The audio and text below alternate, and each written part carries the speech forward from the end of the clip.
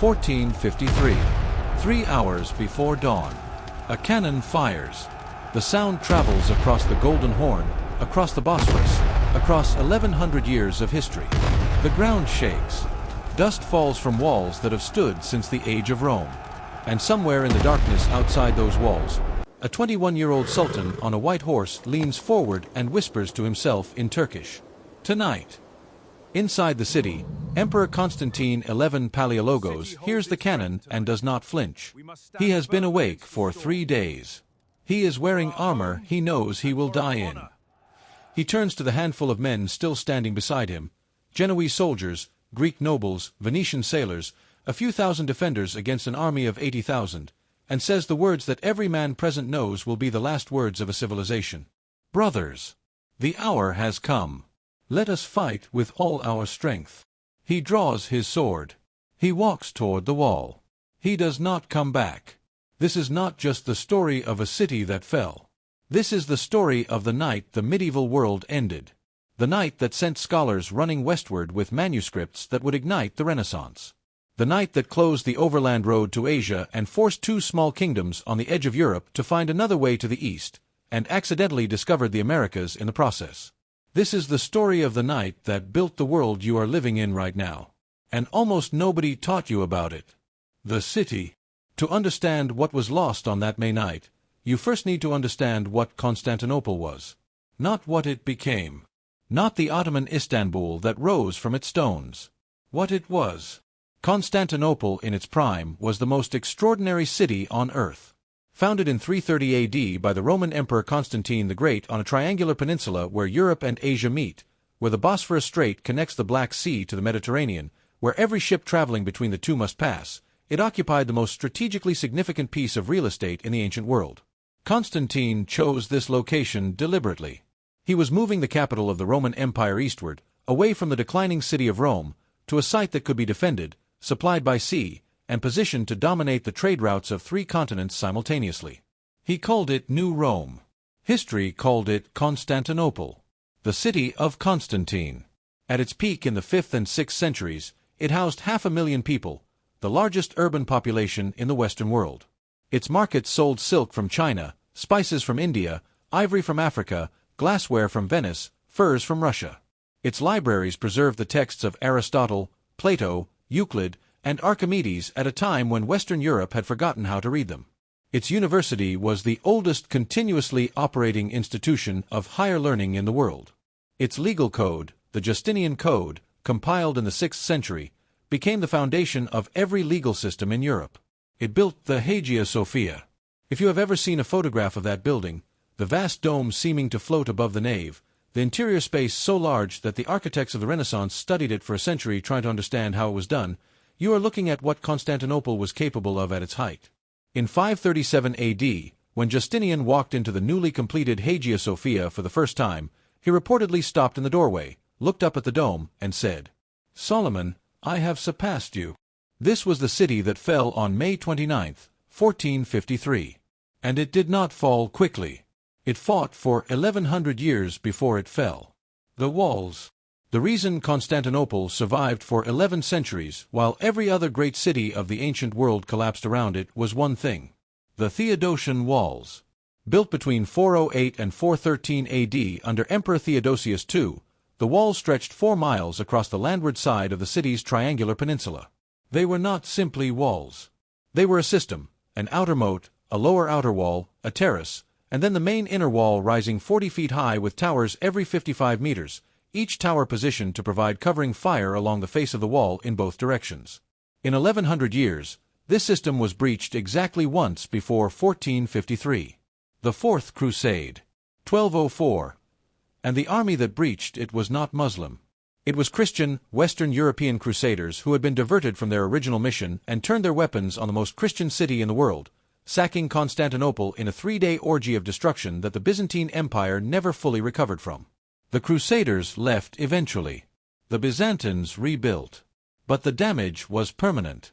Not to the walls, to the empire behind them. By the time Sultan Mehmed II turned his eyes toward Constantinople in 1451, the Byzantine Empire was a ghost of what it had been. Its territory had shrunk from a domain spanning 3 continents to a single city and a handful of islands. Its population had fallen from 500,000 to perhaps 50,000. Its treasury was empty. Its army was a skeleton. The most powerful Christian emperor in the world was ruling a city-state from a palace whose roof leaked and whose walls had not been properly maintained in a generation. And outside those walls, the Ottoman Empire was at the height of its power. The Sultan, Mehmed II, was 21 years old when he began planning the siege of Constantinople. He had been planning it since he was a child. His father, Sultan Murad II, had attempted the siege twice and failed both times. The walls had held. The defenders had held. Constantinople had survived. Mehmed grew up understanding that the city was the symbolic and strategic heart of everything, the last Christian capital between the Ottoman Empire and complete dominance of the Eastern Mediterranean, the city that controlled the strait between Europe and Asia, the city that the Prophet Muhammad himself had reportedly said would one day belong to Islam. "Verily you shall conquer Constantinople," the hadith said. "Hail to the prince and to the army to whom this is granted." Mehmed intended to be that prince. He spoke 6 languages: Turkish, Arabic, Persian, Greek, Latin, and Serbian.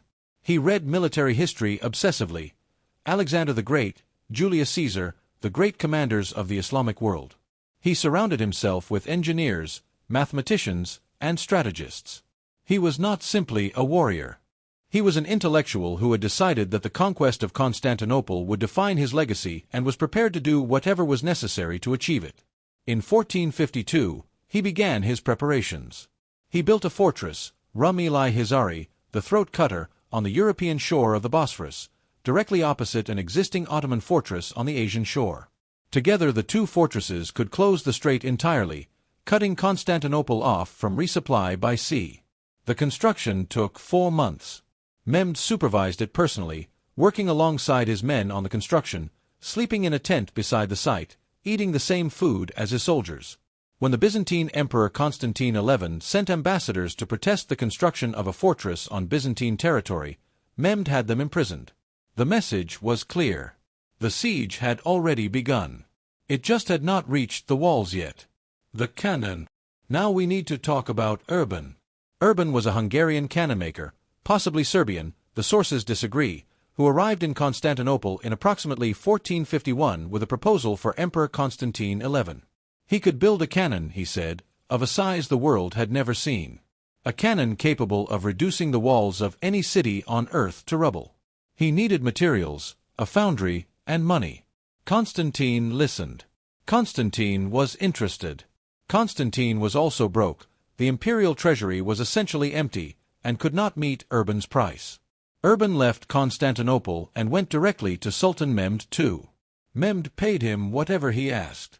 3 months later, Urban had built the cannon. It was 27 feet long. Its barrel was 8 inches in diameter. It fired stone balls weighing 1,200 pounds. It required 60 oxen and 400 men to transport. It could fire 7 times a day and needed 2 hours to cool between shots. When Urban Test fired it for Mehmed outside Adrianople, the sound was heard from a distance of 14 miles. A pregnant woman in the city reportedly miscarried from the shock of the noise. Mehmed looked at the cannon and said, "Cast me another one. Larger." Urban cast him another one. In the spring of 1453, those cannons, the largest the world had ever seen, were aimed at the walls that had protected Constantinople for 1100 years. And they fired. End of Batch 1. Batch 2 coming immediately. Batch 2 of 3. Approximately 1,333 words. The siege begins. April 2nd, 1453. The Ottoman army arrived outside Constantinople on a Tuesday morning, and the sight of it stopped the breath of every man on the walls. 80,000 soldiers. 300 ships. 143 cannons, including Urban's 2 monsters. Supply wagons stretching back along the road for miles. The largest military force assembled in the region since the armies of antiquity. Inside the walls, approximately 7,000 defenders. Of those, only 2,000 were Byzantine Greeks. The rest were Genoese mercenaries, Venetian sailors, Catalan soldiers, and volunteers from across Europe who had come to stand with the last Christian capital in the East. 7,000 against 80,000. The defenders looked out from the walls and understood the mathematics perfectly. Constantine XI called his commanders together that first evening. The Genoese commander Giovanni Giustiniani Longo, a professional soldier of exceptional ability, a heavy-set Genoese man of approximately 40 with a reputation for holding positions that everyone else had abandoned, stood before the emperor and made the assessment with the bluntness of a man who has no time for comfortable lies. "The walls will not hold against those cannons indefinitely," Giustiniani said. "We need reinforcements from the west. We need them now." Constantine looked at him steadily. "The west is not coming," the emperor said. "It never comes until it is too late. We fight with what we have." Giustiniani nodded slowly. "Then we fight," he said. He meant it.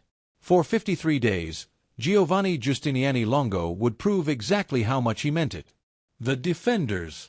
The defense of Constantinople in the spring of 1453 is one of the most remarkable military achievements in the history of siege warfare. Every morning, Urban's cannons opened fire on the walls. By evening, sections had been reduced to rubble.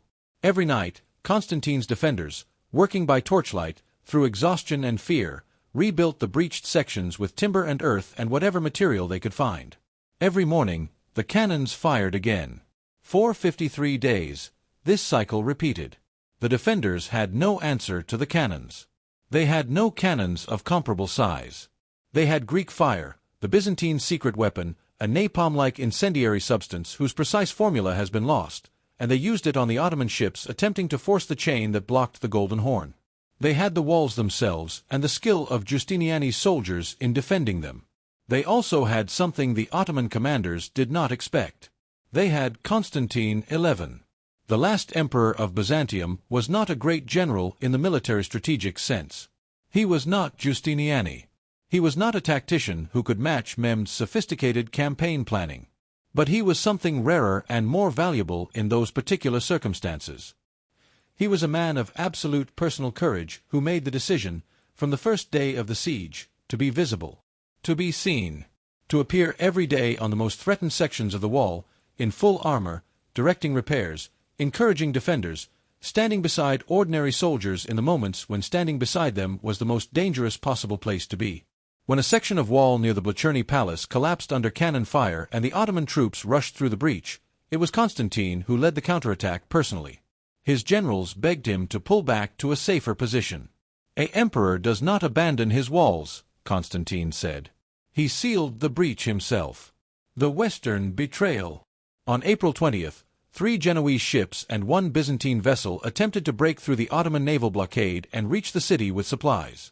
What happened next was witnessed by both sides and became immediately legendary. The 4 ships were enormously outgunned, facing a fleet of over 100 Ottoman vessels. The Ottoman Admiral Balteoglu engaged them with everything he had. His ships surrounded the 4 Christian vessels, grappling onto them with hooks and ropes, Ottoman soldiers climbing aboard while the Christian crews fought them off with swords, axes, and boiling pitch poured from the rigging.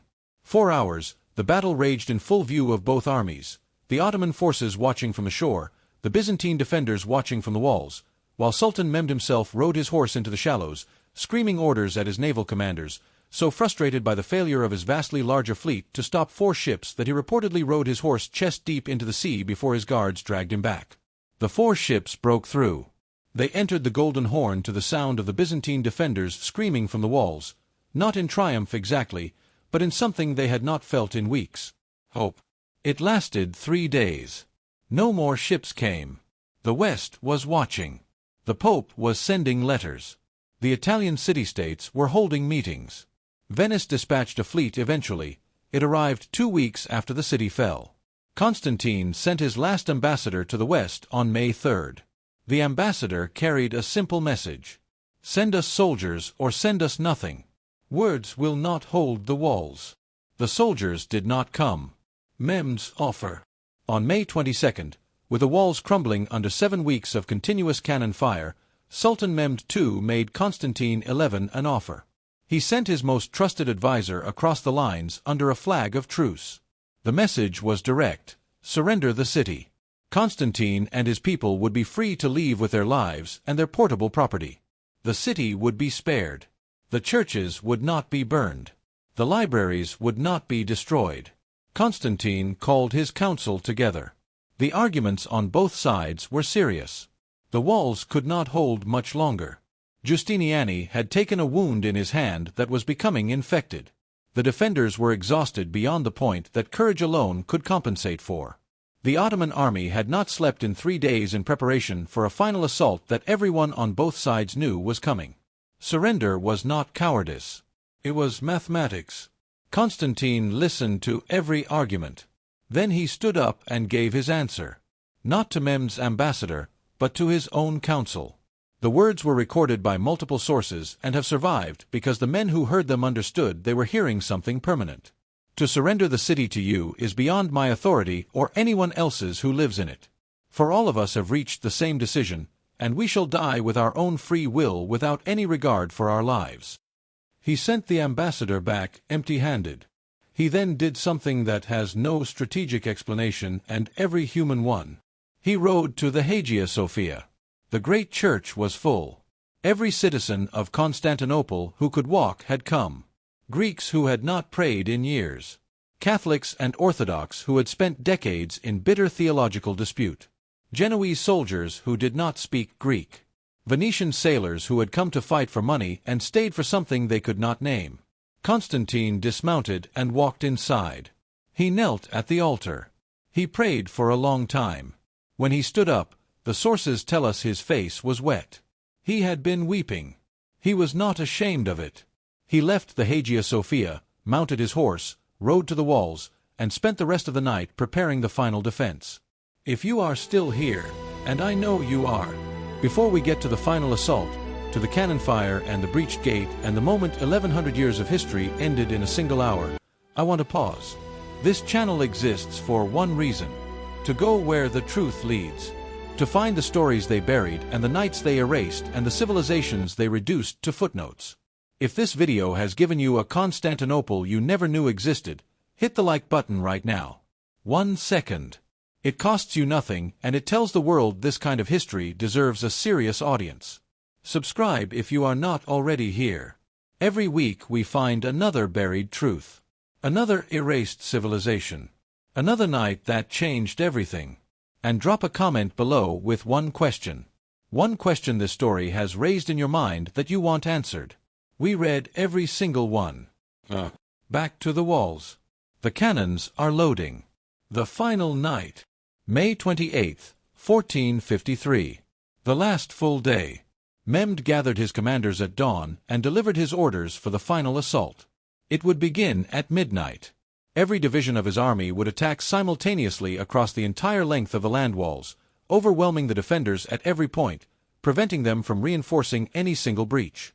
The irregular troops would attack first, the Bashibazuks, poorly armed and expendable in Mehmed's cold calculation, followed by the Anatolian regulars, followed by the elite Janissaries in the final wave. Mehmed walked among his soldiers that afternoon. He spoke to them in groups, moving from regiment to regiment, from the cavalry to the infantry to the engineers. His words were simple. "The city and the buildings are mine," he said. "The prisoners and the spoils I give to you. For 3 days. 3 days the city is yours. 3 days of license. 3 days of whatever a victorious army does to a conquered city." The soldiers heard this and understood. They were ready. Inside the city, Constantine XI held his last ceremony. He summoned every commander, Greek, Genoese, Venetian, Catalan, and addressed them in the great hall of the Blacherney Palace. The speech he gave was recorded by several eyewitnesses, and it is one of the most remarkable documents to survive from that night. He told them they were fighting for 4 things: their faith, their homeland, their emperor, and their families. He told them that the armies of history had always favored those who fought for their own land against foreign aggression. He told them that he himself would be at the walls with them at the point of greatest danger. Then he did something extraordinary. He asked each man's forgiveness for anything he had done as emperor that had been unjust, or proud, or unworthy. He asked them to forgive him as a man, not as an emperor. Every man in the room wept. Then they went to the walls. The fall. Midnight. May 29th, 1453. The cannons opened fire. Not the measured rhythm of the siege. 7 shots a day, 2 hours between each, but continuous. A rolling thunder of artillery that did not stop. The walls that had held for 1100 years shook from their foundations to their battlements. Stone blocks weighing tons shifted and cracked. The towers that had watched the armies of Attila the Hun, of the Arab caliphates, of the Bulgarian Khans, of the Crusaders, the towers that had seen everything, began to come down. The Bashi-bazouks attacked first, as Mehmed had ordered. Wave after wave of irregular troops threw themselves at the walls and were cut down by the defenders on the battlements above them. Giustiniani's Genoese soldiers, fighting on almost no sleep, held the main breach in the St. Romanus gate section with a ferocity that cost the attackers thousands of men in the first 2 hours. Mehmed watched from his command position and felt nothing but calculation. The irregulars were exhausted now. He ordered them back. The Anatolian regulars advanced. For 2 more hours, the pattern held. The defenders were beyond exhaustion and still held. Giustiniani was directing the defense of the main breach personally, his wounded hand wrapped in cloth, ignoring the pain, moving his men from point to point with the economy of someone who knows exactly how many he has left and exactly what each one is worth. And then something happened that nobody planned for. A small gate, the Kirkaporta, a postern gate in the northern section of the wall, had been left unlocked. Whether it was an oversight in the chaos of the night or a deliberate act of treachery has been argued by historians for 5 centuries and never resolved. What is certain is that a small group of Ottoman soldiers found it, pushed it open, and poured through into the city before anyone on the Byzantine side understood what was happening. They climbed to the top of the wall behind the defenders. Someone screamed, "The city is taken from behind." In the darkness, in the smoke, in the thunder of the cannons, that scream traveled along the wall like fire. Defenders who had held for 53 days heard it and something broke, not their courage, but their certainty. The calculation that had sustained them, that the walls would hold, that relief would come, that the mathematics might somehow change, collapsed in a moment. Giustiniani took an arrow or a bullet through a gap in his armor at approximately this moment. The accounts differ on the precise wound. He was carried from the wall. His Genoese soldiers, watching their commander being carried away, began to fall back. And the Janissaries came through. The elite Ottoman infantry, the finest professional soldiers in the world, men who had been training since childhood, men who had been watching the battle from behind the irregular troops for 4 hours and were now fresh while the defenders were shattered, hit the crumbling Byzantine line like a wave hitting sand. The wall was gone. The emperor's end. Constantine XI saw the Janissaries coming through the breach. He tore the imperial insignia from his armor, the purple and gold decorations that marked him as emperor. He did not want to be captured. He did not want to be displayed in chains in Mehmed's triumph. He wanted to die as a soldier. He turned to the 2 men still beside him, his cousin Theophilus Palaiologos and a Spanish soldier named Francisco of Toledo. "The city is fallen," he said, "and I am still alive." He drew his sword. He charged into the oncoming Janissaries. No account records exactly where or how he died. His body was never definitively identified. Mehmed offered a substantial reward for any soldier who could prove they had killed the Emperor of Byzantium. Several men claimed the reward. The body brought to Mehmed was identified by the purple boots, the boots only a Byzantine emperor was permitted to wear. Mehmed looked at the body for a long moment. Then he said, quietly, in Persian, "What a city we have given over to plunder and destruction." The words were recorded by a Greek scholar who was present. They suggest that even in the moment of his greatest victory, Mehmed understood that what he had taken was also, in some sense, what he had destroyed. He was 21 years old. What happened in the hours after? The 3 days of license Mehmed had promised his soldiers began immediately. The citizens of Constantinople who had not already taken refuge in the Hagia Sophia ran there now.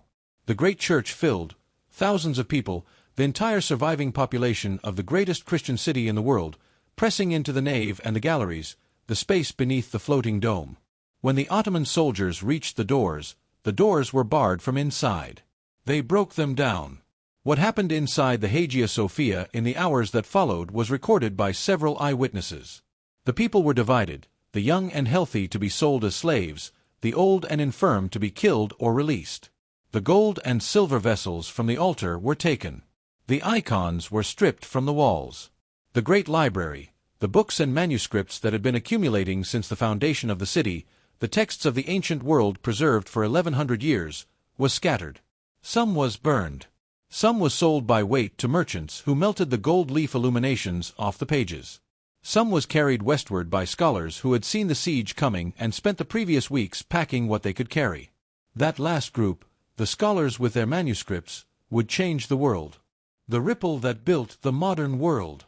In the weeks and months before the fall, and in the years immediately after, Byzantine scholars fled westward. They went to Venice, to Florence, to Rome, to the courts of the emerging Italian city-states. They brought with them manuscripts, the works of Plato, Aristotle, Ptolemy, Archimedes, Euclid, that Western Europe had not read for centuries. Latin scholars who had known these names only as references in other texts suddenly had the actual books. What happened next was the Renaissance. Not caused by the fall of Constantinople alone. History is never that simple, but triggered, accelerated, and given its specific intellectual character by the arrival of these manuscripts and the scholars who could read them. The Platonic Academy in Florence was founded by Cosimo de' Medici directly in response to Byzantine scholars arriving in his city. The humanist movement that defined the Renaissance, the recovery of classical learning, the questioning of medieval authority, the placing of human reason at the center of intellectual life, was built on the foundation of what the scholars carried out of Constantinople. And the closure of the Silk Road changed something else entirely. For centuries, the overland trade routes connecting Europe to the spices, silks, and goods of Asia had passed through Constantinople and the Ottoman territories. When the Ottomans closed those routes, through taxation and restriction rather than outright prohibition, but effectively closed, the merchants of Venice and Genoa and Lisbon found themselves in a crisis. They needed another way to Asia. The Portuguese began sailing down the coast of Africa, looking for a sea route around the continent. In 1488, Bartholomew Dias rounded the Cape of Good Hope. In 1498, Vasco da Gama reached India. And in 1492, Christopher Columbus sailed west, looking for Asia from the other direction. He did not find Asia. He found something nobody in Europe knew existed. The fall of one city on one night in May 1453 sent a Hungarian cannonmaker to the wrong court, left a postern gate unlocked, collapsed a wall that had held for 1100 years, scattered scholars westward with armloads of ancient manuscripts, closed a trade route that had sustained Mediterranean commerce for centuries, and started a chain of events that ended with European ships on every ocean in the world and a new continent on every map. One city. One night. Everything changed. What remains? The Hagia Sophia still stands. It has been many things since that May morning in 1453. A mosque under the Ottomans, with 4 minarets added to its exterior and its Christian mosaics plastered over. A museum under the secular Turkish Republic of Ataturk, its mosaics restored and opened to visitors. A mosque again since 2020, with some of the mosaics covered once more. The building survives everything. The dome that Justinian thought surpassed Solomon still floats above the nave. The light still falls through the windows the way it fell when Constantine knelt there on his last night. The chain that once stretched across the Golden Horn to protect the city's harbor rusted into the water long ago. The land walls are partially ruined now, excavated, studied, partially restored, some sections still standing to their full height, others reduced to the rubble that Urban's cannons and the passage of 6 centuries have made of them. Constantine XI has no confirmed grave. His body was never identified with certainty. There is a legend, Greek, persistent, and probably invented, that he did not die on the walls that night. That an angel appeared and turned him to marble just as the Janissaries reached him, and that he waits inside a cave beneath the Golden Gate of Constantinople, the Marble Emperor, sleeping until the city needs him again. The Greeks call him the Marble Emperor. They have been waiting for him for 570 years. He has not come back. But what he died defending, the idea that a city could be the repository of everything human beings had learned and created and preserved across 1,000 years, that did not die with him. It ran westward with the scholars and their manuscripts. It landed in Florence and Rome and the workshops of artists and the studies of philosophers who had never seen Constantinople and could not have found it on a map. It built the world you are reading this in. One night. 53 days of siege and one night. A cannon that was too large for the empire that needed it and went to the empire that could pay for it. A gate left unlocked in the darkness. A commander carried from the wall at the moment his men needed him most. An emperor who tore off his insignia and died in the breach rather than be taken alive. And then the scholars. The manuscripts. The ships looking for another way to Asia. The cape at the bottom of Africa. The ocean nobody had crossed. The continent nobody knew was there. The fall of Constantinople did not just end something. It began everything. If this video gave you a night in May 1453 that you will not forget, do 3 things right now.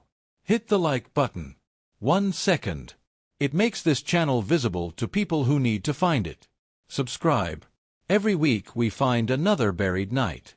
Another city that changed everything. Another truth that somebody needed you never to hear. And leave a comment. Tell us, what city, what night, what civilization do you want us to go into next? We read every single comment. We build this channel with you. The Hagia Sophia dome still floats above its nave. The marble emperor is still sleeping. And the night that built the modern world is still only 30 minutes old in your memory. Do not let it go cold.